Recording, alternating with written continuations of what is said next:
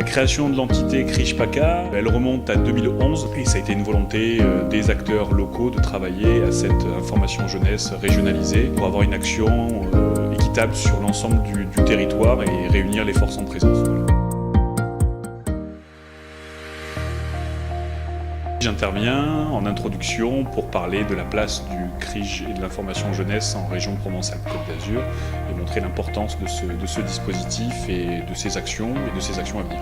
Je suis intervenue sur un séminaire de visite d'études en Italie qu'on fait avec le CRIJPA et d'autres collègues IJ du réseau. Donc en tant que professionnel, on veut découvrir ce que c'est aussi une mobilité pour pouvoir l'expliquer aux jeunes qui viennent nous demander des renseignements. Du coup, c'est comment on arrive à dynamiser ce territoire au travers de la mobilité et en mettant toujours les jeunes au centre du projet et que ce soit porté par les jeunes et pour les jeunes.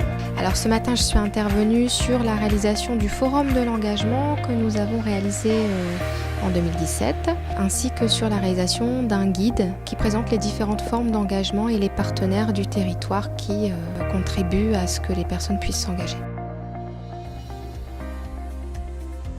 Mes attentes, venir rencontrer des partenaires, des collègues dans le cadre des rencontres régionales, de voir un peu aussi le bilan du CRIJPA et la transformation en CRIJ-PACA. On est là pour rencontrer des élus, que ce soit locaux, nationaux, régionaux, et que ce soit aussi l'ensemble des partenaires qui sont liés à Unicité.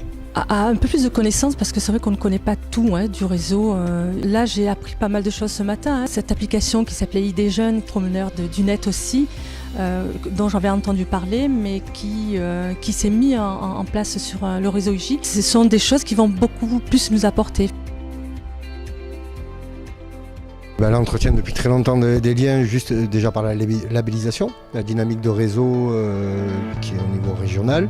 Donc c'est vrai que le redéploiement des missions va changer quelques trucs et on souhaite se présenter au conseil d'administration qui aura lieu tout à l'heure. C'est un investissement supplémentaire à la fois pour représenter un département qui est le Vaucluse et à la fois aussi pour travailler sur d'autres causes et puis entre autres sur les services civiques.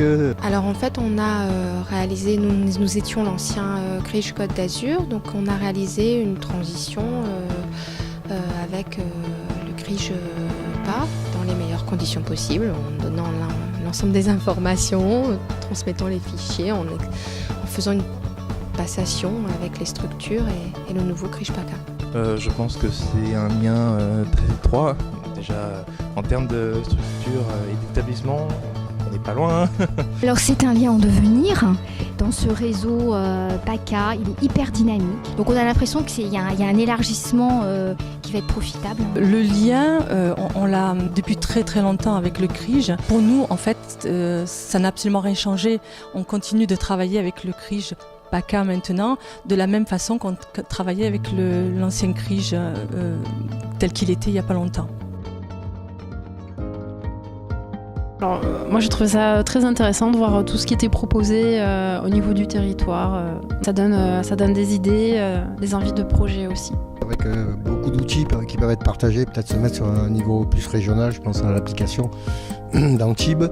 Et puis voilà, des interventions diverses et variées, ça montre aussi un petit peu tout l'éventail de missions que peut avoir l'information jeunesse et c'est peut-être le moment de retravailler sur c'est quoi le métier d'informateur et c'est quoi l'information jeunesse. J'imagine que ça va apporter beaucoup de choses puisque déjà dans le réseau tel qu'on le connaissait jusqu'à maintenant, on avait beaucoup de collègues, déjà on partageait beaucoup avec eux parce que ce réseau c'est vraiment une mine d'or pour nos jeunes parce qu'il y a beaucoup de nos collègues informateurs jeunesse qui débordent de nouvelles idées, etc. Et ça c'est très enrichissant. Je me dis qu'aujourd'hui, il y aura beaucoup plus de collègues et beaucoup plus d'idées riches à apporter à nos jeunes.